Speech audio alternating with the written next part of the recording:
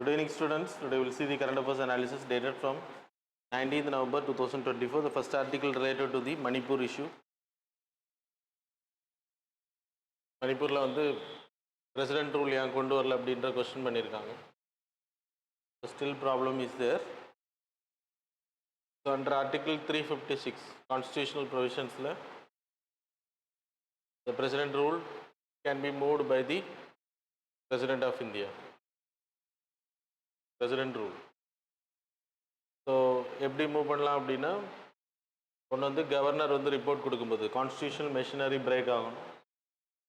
Constitutional machinery need to break, that is violence. Government வந்து function ஆகலை ப்ராப்பராக, government அதை தடுக்க முடியல அப்படின்னா, இல்லைன்னா from the report of the governor plus president in his opinion, that means council of ministers to give the aid and advice. சரியா?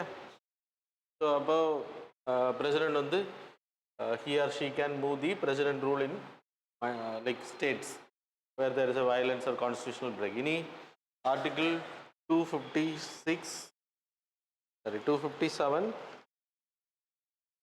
and 256 central government oda direction to maintain the protect the central government oda properties. அதை வந்து டைரக்ஷன்ஸை violate பண்ணால் article 365 மூலமாக they can move. டைரக்ஷன்ஸை violate பண்ணால் அது மாதிரி 355 article 355 என்ன சொல்லுதுன்னா, central government is the responsible person to protect the state from the external aggression, internal disturbance. External aggression and internal disturbance, ஆக்சுவலாக மணிப்பூரில் இருக்கக்கூடிய இன்டர்னல் டிஸ்டர்பன்ஸ். ஸோ அப்படின்ற central government, that is union government is the responsible person to protect அப்படின்றப்போ they can move this article 356. அது வந்து பண்ணலை அப்படின்றது. So இப்போ 356 இம்ப்ளிமெண்ட் பண்ணப்பட்டால் executive will be no more, that is can be dismissed. எக்ஸிக்யூட்டிவ்னா council of minister, that is CM தலைமையில் இருக்கக்கூடிய council of ministers will be dismissed. Second வந்துட்டு ஃபர்ஸ்ட் வந்துட்டு dismission of executive, the executive work done by the president, that is president na council of minister of the union government. The governor will perform the function, executive functions பண்ணுவாங்க. legislative work அப்படின்றது somebody will do. So state legislative assembly continue ஆகும் until dissolve பண்ணுற வரைக்கும் legislative assembly continue ஆகும். ஆனால் சட்டம் ஏற்றக்கூடிய அதிகாரம் அவங்களுக்கு கிடையாது. இப்போது யாருக்கு இருக்கும் அப்படின்னா parliament can make law for the state legislatures. அந்த ஸ்டேட்டுக்கான ஸ்டேட் சப்ஜெக்டில் சட்டம் ஏற்றக்கூடிய அதிகாரம் பார்லமெண்ட்டுக்கு. ஸ்டேட் லெஜிஸ்லேச்சரை வந்து யூனிலேட்ரலாக டிஸ்மிஸ் பண்ணக்கூடாது, தட் இஸ் டிசொல்யூஷன் பண்ணக்கூடாது அப்படின்றது எஸ்ஆர் பொம்மை கேஸில் there is a judgment. So அதுக்கு வந்து டைம் இருக்குது.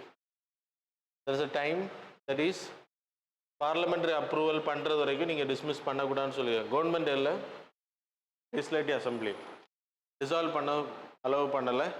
ஸோ பார்லமெண்ட் வந்து வித்தின் 1 month, லோக்சபா மட்டும் இருந்து லோக்சபா இல்லைன்னா 1 monthல, பார்லமெண்ட் 2 ஹவுஸும் இருக்குது அப்படின்றப்போ 2 months டென்யூர். இதில் வந்து அவங்க தே நீட் டு அப்ரூவல் அப்படின்னா 60 days from the proclamation of emergency president rule the state. 60 days they need to approve வந்து 1 year, first 1 year, every 6 months they need to renew 6 months. அப்புறம் it can be extended up to 3 years, அதுக்கு மேலே போகக்கூடாது. But தவிர்க்கப்படாத காரணங்கள் election commission சொல்லலாம், election நடத்த முடியாது. So இந்த பார்லமெண்ட் அப்ரூவலுக்கு பிறகு they can dissolve the house, legislative assembly dissolve பண்ணலாம். அதுக்கு முன்னாடி பண்ணக்கூடாதுன்றது it's not in the constitution. அதுக்கு முன்னாடியும் பண்ணலாம், பட் எஸ்ஆர் பொம்மை கேஸில் சுப்ரீம் கோர்ட்டோட கைட்லைன்ஸ்.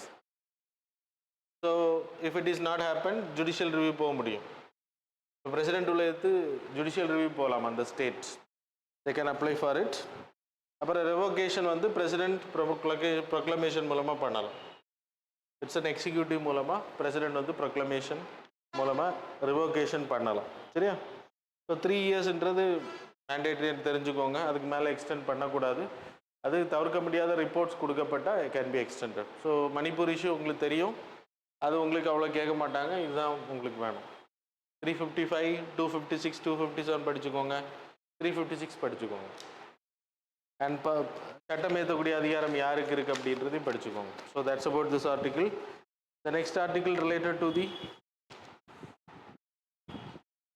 Global south. இப்போ இந்தியாவோட prime minister who visited Nigeria, அதில் நம்ம சொல்லியிருந்தோம் நைஜீரியாவில் என்னெல்லாம் ஆப்ஷன் இருக்குது. அது மாதிரி பிரேசில் விசிட் பண்ணியிருக்காரு G20 மாநாடுக்கு. அப்புறம் கியானா விசிட் பண்ணுறாரு. ஸோ இந்த கண்ட்ரிஸ் எல்லாம் விசிட் பண்ணுறது நம்ம global voice of global south அப்படின்றது திரும்ப நம்ம நிரூபிச்சுட்டு இருக்கோம் அப்படின்றது.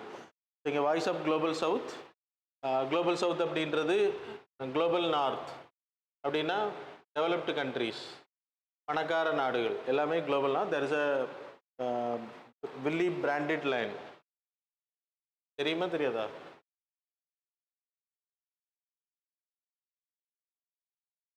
வில்லி Brandt line 1980s it was referred. அப்படின்னா டெவலப்டு கண்ட்ரீஸ். மேப் இல்லை, மேப் இருந்துச்சுன்னா இட் வாஸ் நாட் தேர். நீங்கள் நெட்டில் போட்டு பாருங்கண்ணா, வில்லி பிராண்டட் லைன் அப்படின்னு பேர். இல்லைனா குளோபல் சவுத் அப்படின்னு நீங்கள் போட்டிங்கன்னா டெவலப்டு கண்ட்ரிஸ் எல்லாம் நம்ம நார்தர்ன் ஹெமிஸ்பியர் சதர்ன் ஹெமிஸ்பியர் இருக்கும்ல, அதே மாதிரி வெல்த்தியஸ்ட் கண்ட்ரிஸ் எல்லாம் இந்த குளோபல் நார்த்தில் இருக்கும். அப்படின்னா இப்படி வரும், ஆஸ்திரேலியாலாம் குளோபல் நார்த்தில் வரும். இதுக்கு கீழே இருக்கக்கூடிய கண்ட்ரி இந்தியா, சைனா, இதெல்லாமே வந்து குளோபல் சவுத் கண்ட்ரிஸ். ஸோ அப்போது பிரேசிலில் இருக்கக்கூடிய புவர் கண்ட்ரி, பாவர்ட்டி அதிகமாக இருக்கக்கூடிய, இன்இக்வாலிட்டி அதிகமாக இருக்கக்கூடிய கண்ட்ரிஸ் எல்லாமே குளோபல் சவுத்தில் வரும். ஸோ அது it was demarcated. It's an imaginary line, it's not a drawn line, geographical line கிடையாது, குளோபல் சவுத் அப்படின்றது. So we are creating voice of global south summit வந்து நம்ம கண்டக்ட் பண்ணோம் ரீசெண்டாக. நம்ம தான் அதை தொடர்ந்து பண்ணிகிட்டு இருக்கோம். LDC, least developed countries, developing countries, அப்புறம் அண்டர் டெவலப்பிங் கண்ட்ரிஸ், இதெல்லாமே இந்த குரூப்பில் இருக்கும். Poverty, income inequality, challenges of vulnerability அதிகமாக இருக்கக்கூடிய நாடுகள். ஹிஸ்டாரிக்கலாக நம்ம எடுத்திங்கன்னா NAM அப்படின்ற ஆர்கனைசேஷன் அதிகமாக இருந்த நாடுகள் எல்லாமே developing countries. There is no developed country joint in this NAM. இந்த பிகினிங்கில் நான் சொல்கிறது, இதை இனிஷியேட் பண்ணும்போது. அது மாதிரி G77 அப்படின்ற அமைப்பை நம்ம உருவாக்குறது நம்ம காரணமாக இருந்தோம். UNGAல இருக்கக்கூடிய 134 கண்ட்ரிகளோட அமைப்பு. முதல்ல G77 கண்ட்ரிஸ் டெவலப்பிங் கண்ட்ரிஸோட குரூப். இது எதுக்கு அப்படின்னா குளோபல் சவுத்தோட வாய்ஸை யுனைடெட் நேஷனில் லைக் ஓங்கி ஒலிக்க வைக்கிறதுக்காக, ரிஃபார்ம்ஸ் இந்த மாதிரியான விஷயங்களை கேட்குறது. அது மாதிரி ஸ்டாக்ஹோம் கன்வென்ஷன் இஸ் முதல் தடவையாக 1972 தெர் இஸ் அ கிளைமேட் சேஞ்சை பற்றி பேசப்பட்ட கான்ஃபரன்ஸ். வைல்ட் லைஃப் ப்ரொடெக்ஷனை பற்றி. அதுக்கப்புறம் தான் நம்ம வைல்ட் லைஃப் ப்ரொடெக்ஷன் ஆக்ட் வந்து கிரியேட் பண்ணோம். இந்திரா காந்தி அம்மையார் இதில் கலந்துக்கிட்டாங்க இந்த மீட்டிங்கில். She went and spoke about the climate change first time. Brundtland report அதன் மூலமாக தான் கொண்டு வரப்பட்டது. பிரண்ட்லேண்ட் ரிப்போர்ட் அதன் அடிப்படையில் தான் UNEP உருவாச்சு. அது மாதிரி UNFCCC, Rio de Janeiro earth submit, இப்போ கான்ஃபரன்ஸ் ஆஃப் பார்ட்டிஸ் நடக்குதுல்ல, அதோட இதெல்லாம் உருவானது இதுக்கு பிறகு தான். ஸோ அது இந்தியா வந்து மிகப்பெரிய கிளைமேட் சேஞ்சை பற்றி உலக அரங்கில் நம்ம பேசுனது, அது மாதிரி எடுத்து வச்சது. அது மாதிரி காமன் பட் டிஃபரன்ஷியேட்டட் ரெஸ்பான்சிபிலிட்டி, எல்லாருக்குமே common, but developed countries need to follow it. இந்த பாரிஸ் கிளைமேட் சேஞ்ச் அக்ரிமெண்ட்டாக இருக்கட்டும், கியோட்டோ ப்ரோட்டோக்காலாக இருக்கட்டும், க்ரீன் ஹவுஸ் கேஸஸ் எமிஷனை கம்மி பண்ணுறதுக்கு. ஸோ அது எல்லாமே நம்மளோட பங்களிப்பு அதிகம். அது மாதிரி நம்ம வாய்ஸ் ஆஃப் குளோபல் சவுத் அப்படின்ற சமிட் ரீசெண்டாக கண்டக்ட் பண்ணோம். அது மாதிரி New Delhi declaration touring G20 மாநாடு நடக்கும்போது குளோபல் சவுத் கண்ட்ரீஸை வந்து ஒன்றிணைக்கிறது மாதிரி New Delhi declaration we made, that is debt financing, climate justice. அது மாதிரி வேக்சின் மைத்ரி, இந்த கண்ட்ரிஸ்க்கு எல்லாமே ஃப்ரீயாக நம்ம வேக்சின்ஸ் வந்து கொடுத்தோம். வேக்சின் டிப்ளமசி நிறைய சவுத் கண்ட்ரிஸுக்கு கொடுத்தோம், குளோபல் சவுத் கண்ட்ரிஸுக்கு. அது மாதிரி இந்த கண்ட்ரிஸ் கூட இன்னும் நம்ம டெவலப் லைக் ஆங்கிளில் வைக்கணும். ஏன்னா India is a big leader in this part இதில் இருக்கிறதுல. அதனால் இன்னும் நம்ம வந்து இதை ஒன்றிணைக்கணும் அப்படின்னு சொல்லப்படுது. அது மாதிரி இந்தியா ஆஃப்ரிக்கா சமிட் 2015 இந்தியாவில் நடத்துனாங்க. அதுக்கப்புறம் அது நடத்தவே இல்லை. ஸோ அது வந்து நடத்தப்படும் 54 கண்ட்ரீஸில் கலந்துப்பாங்க, இந்தியா அண்ட் ஆஃப்ரிக்கா. ஸோ இதில் தான் ஆஃப்ரிக்கா க்ரோத் காரிடார் அப்படின்ற முன்மொழியும் வைக்கப்பட்டுச்சு. Asia Africa growth corridor. Japan இதில் இந்த ஏஷியா ஆஃப்ரிக்கா க்ரோத் காரிடாரில் they are the part. So அதை வந்து முன்னெடுக்கப்படணும் அப்படின்ற இந்த ஆர்டிக்கிளோட எக்ஸ்பிளனேஷன். நெக்ஸ்ட் யூனிகார்ன் அப்படின்ற ஒரு ரேடாரில் ஆண்டனா ஜப்பான் கூட நம்ம வந்து சைன் பண்ணியிருக்கோம். 2015 we sign this agreement. Unified complex radio and நம்ம வார்ஷிப்ஸில் எல்லாம் மேலே வந்து ஒரு கோனிக்கல் ஷேப்பில் ஒன்று இருக்கும், பார்த்துருப்பீங்கன்னு நினைக்கிறேன். இப்படி இருக்கும், இதுக்கு மேலே ஒரு உருண்டை இருக்கும், லைக் திஸ் ஸ்ட்ரக்சர். பார்த்துருப்பீங்கன்னு நினைக்கிறேன். வார்ஷிப்புக்கு மேலே இருக்கும். ஐஎன்எஸ் வார்ஷிப்ஸ் எல்லாம் எடுத்து பார்த்தீங்கன்னா, ஸோ எல்லா வார்ஷிப்ஸ்லேயும் இந்த டிஸ்ட்ராயர்ஸில் கண்டிப்பாக இருக்கும். இது எதுனா ஆண்டனாஸ் கம்யூனிகேட் பண்ணுறதுக்காக. ஸோ அது மாதிரி ரேடார் சிக்னல்ஸை கண்டறிகிறது, இந்த மாதிரியான விஷயங்களுக்காக. ஸோ இதை வந்து ஜப்பான் கிட்ட இருந்து யூனிகான் அப்படின்னு பேர், that is unified complex radio antenna technology transfer மூலமாக 2015 வி சைன்ட் அன் அக்ரிமெண்ட். அதன் மூலமாக இன்றைக்கி நம்ம வந்து இதை இனிஷியேட் பண்ணுறோம். 2 கண்ட்ரி சேர்ந்து பண்ணுறோம். சைனா, ஜப்பான் தான் நமக்கு ஹெல்ப் பண்ணுறாங்க. அது மாதிரி டேக்கன் அப்படின்ற ஒரு டெக்னாலஜி ஆல்சோ, டாக்டிக்கல் ஏர் நேவிகேஷன் சிஸ்டம். ஸோ அதுவும் வார்ஷிப்பில் தான், டாக்டிக்கல் ஏர் நேவிகேஷன் சிஸ்டம். அதுவும் இந்த ரேடாருக்கு மேலே ஃபிட் பண்ணுறதா சொல்லப்படுது. ஸோ இது ரெண்டுமே இப்போ வந்து அவங்க நமக்கு கொடுக்குறாங்க. இந்தியாவை சேர்ந்து உற்பத்தி பண்ண இருக்காங்க, ஜப்பானும் இந்தியாவும் சேர்ந்து. இந்தியாவில் டிஃபென்ஸ் கோஆப்ரேஷனில் வேறு என்னெல்லாம் பண்ணுறோம் அப்படின்னா, தரங் சக்தி, ஐஏஎஃபோட, இந்தியன் ஏர்ஃபோர்ஸும் ஜப்பான் ஏர்ஃபோர்ஸும் கண்டக்ட் பண்ணக்கூடிய exercise. Veer Guardian is a naval exercise. அப்புறம் அந்தமான் நிக்கோபாரோட ஐலண்ட் டெவலப்மெண்ட் ப்ராஜெக்ட்டுக்கு கிட்டத்தட்ட 4.2 பில்லியன் yen வந்து நமக்கு டொனேட் பண்ணுறாங்க இன்ஃப்ராஸ்ட்ரக்சர் டெவலப்மெண்ட்டுக்காக ஜப்பான். ஸோ இதெல்லாமே படிச்சுக்கோங்க. Next article related to the net zero. World கண்ட்ரிஸோட நெட் ஜீரோ, நம்மளோட நெட் ஜீரோ அச்சீவ்மெண்ட் வந்து 2070. அதுக்கு வந்து நம்ம என்னென்ன பண்ணுறோம், வேர்ல்டு எப்படி தடுமாறுது அப்படின்ற இந்த ஆர்டிக்கிள் சொல்லுது. வெதர் இட் இஸ் பாசிபிள் அப்படின்றது. 1.5 டிகிரி செல்சியஸ்க்குள்ளாடி நம்ம டெம்பரேச்சரை கண்ட்ரோல் பண்ணணும். எத்தனை வருஷத்தில் இதை நம்ம ரீச் பண்ணியிருக்கோம்? 6 years. Within 6 years we will go by 1.5 degree Celsius அப்படின்றது சொல்லப்படுது. அது மட்டும் இல்லை, 400லேருந்து 500 டன்ஸுக்கான கார்பன் டை ஆக்சைடை வந்து நம்ம சீக்வஸ்ட்ரேஷன் பண்ணணும், ஆல்ரெடி வெளியில் விட்டது. இப்போது கான்ஃபரன்ஸ் ஆஃப் பார்ட்டிஸ் மீட்டிங் நடந்துகிட்டு இருக்குல்ல, இதில் எந்த அவுட்கமே பெருசாக வரல அப்படின்னு சொல்லப்படுது. அதுக்கான ரீசன் யூஎஸ் பிரசிடென்ட் எலெக்ஷன். அந்த டைமில் இந்த மீட்டிங்கை வச்சது. அப்புறம் ட்ரம்ப் ஜெயிச்சிருக்காருல்ல, so there is a national interest concept. அதனால் பெருசாக இந்த மீட்டிங்கில் எந்த அவுட்கம்ஸும் வரல அப்படின்றதும், எல்லா கண்ட்ரிஸும் அவங்கவுங்க வேலையை பார்க்க ஆரம்பிச்சிட்டாங்க. Even Modi visited for G20, UNFCC meeting போகலை, பெருசாக யாருமே அதில் கலந்துக்கலை. என்வாயன்மெண்ட் மினிஸ்டர் போயிருப்பாருன்னு நினைக்கிறேன். சரியா? Developed countries responsible to lead net zero அப்படின்னா, டெவலப்டு கண்ட்ரிஸ் வந்து நம்ம டெவலப்பிங் கண்ட்ரிஸு ஃபண்டிங் பண்ணணும். அதில் ப்ராப்ளம் இருக்குது. இந்தியாவை பொறுத்த வரைக்கும் we are the lowest per capita population அடிப்படையில் நம்ம ரிலீஸ் பண்ணுறது வேர்ல்டு கண்ட்ரிஸை விட, டெவலப்டு கண்ட்ரிஸை விட ரொம்ப கம்மியாக தான் நம்ம ரிலீஸ் பண்ணிட்டு இருக்கோம். ஏன்னா பாப்புலேஷன் நமக்கு அதிகம், மொத்த பொல்யூஷனையும் பாப்புலேஷன் கூட டிவைட் பண்ணியாச்சு அப்படின்னா பெர் கேபிட்டா வந்து ரொம்ப கம்மியாக இருக்குது. 10% of the wealthier nations release பண்ணுற அளவை விட நம்ம ரொம்ப கம்மியாக இருக்கும் அப்படின்னு சொல்லப்படுது. 2070 நம்மளோட power demand will go by 5500 gigawatt. Solar power மட்டும் நம்மகிட்ட இருக்கணும் அப்படின்னு சொல்லப்படுது. அது மாதிரி 1500 gigawattக்கான விண்ட் should be there. ஆனால் நம்ம இன்னைக்கு வச்சிருக்கிறது 70 gigawattக்கான சோலார், 47 gigawattக்கான விண்ட். இதை வச்சுட்டு நம்ம எங்கே பார்க்குறோன்னு பாருங்கள். 2070 இன்னும் டைம் இருக்குது, இன்னும் 40 வருஷம் இருக்குது, உங்களுக்கு 45 வருஷம் இருக்குது. Don't worry. இவ்வளோ வருஷத்தில் 71 gigawatt நம்ம தயாரிச்சிருக்கோம் அப்படின்னா 45 வருஷத்தில் நம்ம வருஷத்துக்கு 1 gigawatt கொண்டு வந்தாலே கொண்டு வந்துடலாம். வருஷத்துக்கு 5 gigawatt கிரியேட் பண்ணணும். ஸோ டிமாண்ட் அண்ட் சப்ளையில் இருக்கக்கூடிய ப்ராப்ளம் இதெல்லாம் நம்ம ரெக்டிஃபை பண்ணணும். அதுக்கு we need lot of investment. அதனால தான் நம்ம க்ரீன் கிளைமேட் ஃபண்டை நம்பி இருக்கோம். ஆனால் இப்போவும் அவங்க எந்த இனிஷியேஷனும் பண்ணலை. 2024 ஆயிடுச்சு, 2025 அடுத்த வருஷத்துக்குள்ளே they need to create a 100 billion amount. அது எங்கே எப்படி வரும்ன்றதெல்லாம் அவங்க தான் சொல்லணும். சரி, next article Guru Ghasidas Tamor Pingla tiger reserve. இது வந்து இப்போ 56th டைகர் ரிசர்வாக லாஸ்ட் இயர் ஆட் பண்ணாங்க. அது இப்போ தான் கவர்மெண்ட் நோட்டிஃபிகேஷன் ஆகி வந்திருக்கு. ஸோ குரு காஷிதாஸ் சத்தீஸ்கரில் இருக்குது. இந்த டைகர் ரிசர்வ் பொறுத்த வரைக்கும் டைகர் ரிசர்வ் இஸ் எதுக்கு அப்படின்னா it will have a core area where the tiger will live. அப்புறம் பஃபர் zone இருக்கும். It is under the wild life protection ஆக்ட்ல it was created 1972.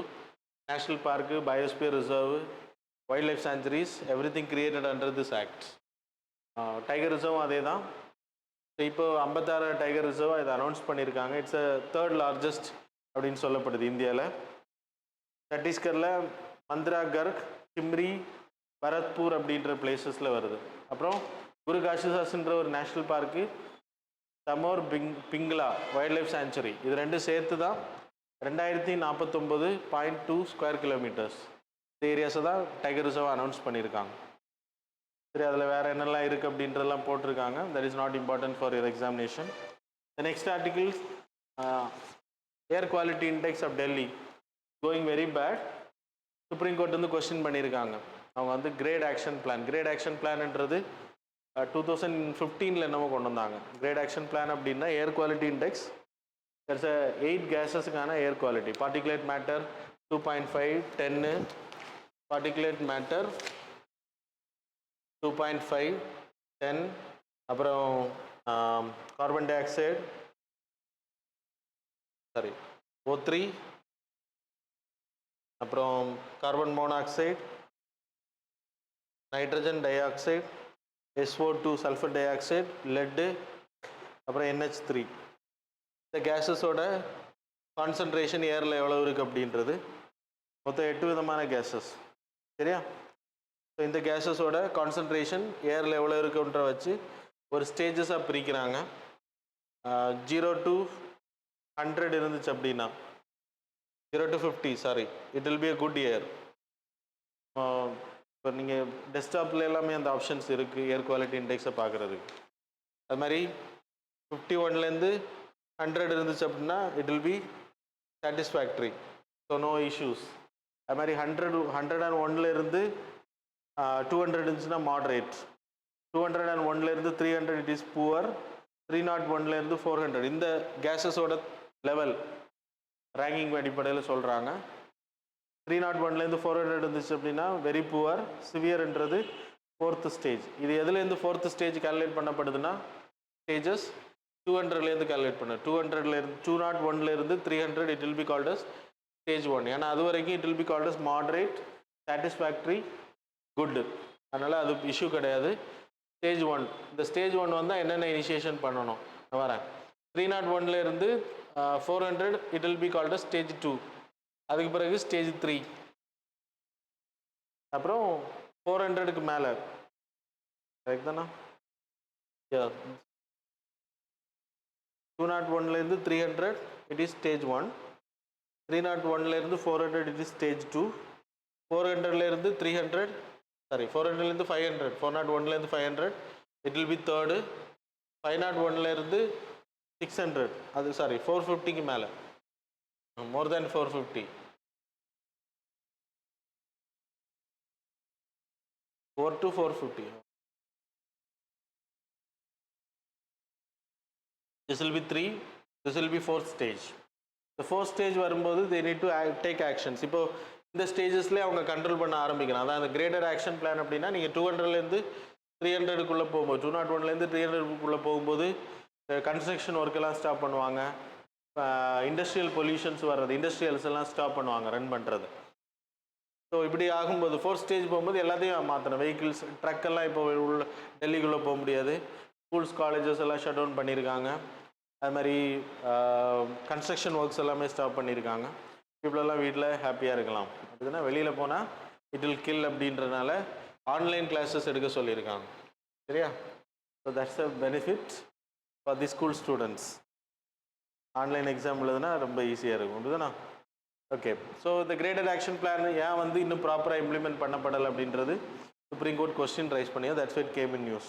That's about this article. The next article, 1 day 1 genome அப்படின்ற ஒரு scheme வந்து launch பண்ணி initiative. இது என்ன அப்படின்னா நம்ம மைக்ரோப்ஸை பற்றி ஆராய்ச்சி பண்ணுற பாக்டீரியாஸ் மெயின்லி.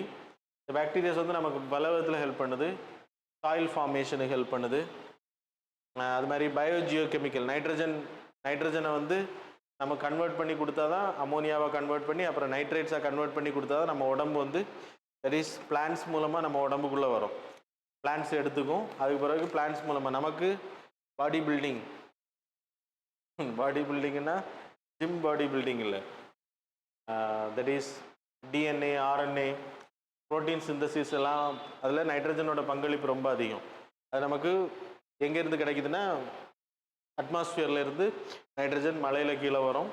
அதுக்கு பிறகு செடிகள் பாக்டீரியா கன்வர்ஷன் மூலமாக செடிகள் எடுத்துக்கும். அதுக்கு பிறகு நம்ம பிளான்ஸை வெஜிடபிள்ஸை கன்சியூம் பண்ணுறது, அனிமல்ஸை கன்சியூம் பண்ணுறது மூலமாக நமக்கு அந்த உடம்புக்குள்ளே போகும். அதான் பாடி பில்டிங்கில் ரொம்ப முக்கியமான பார்ட். அது மாதிரி நம்ம உடம்புக்கு இம்யூனிட்டி ஹெல்ப் பண்ணுறதுக்கு பாக்டீரியா இஸ் ஹெல்பிங். இம்யூனிட்டி நம்ம உடம்புல இருக்கிறதுக்கு. அது மாதிரி ஹியூமன் ஹெல்த் நான் உங்களுக்கு சொன்னேன். அது மாதிரி டைஜஸ்டிவ் சிஸ்டம், அது மாதிரி மென்டல் ஹெல்த் ப்ராப்பராக இருக்கிறதுக்கும் பாக்டீரியாவோட பங்களிப்பு, soil formation extra you can tell. அதனால் மைக்ரோப்ஸை பற்றி அதோட ஜினோமை வந்து ஸ்டடி பண்ணுறது ரொம்ப இம்பார்ட்டன்ட். அதனால் அதை ஸ்டடி பண்ணுறதுக்கும் அதில் அவேர்னஸை உருவாக்குறதுக்காக இந்த இனிஷியேஷன் பண்ணியிருக்கோம். That's all. So that's all about the articles. Now we will move on to the MCQ.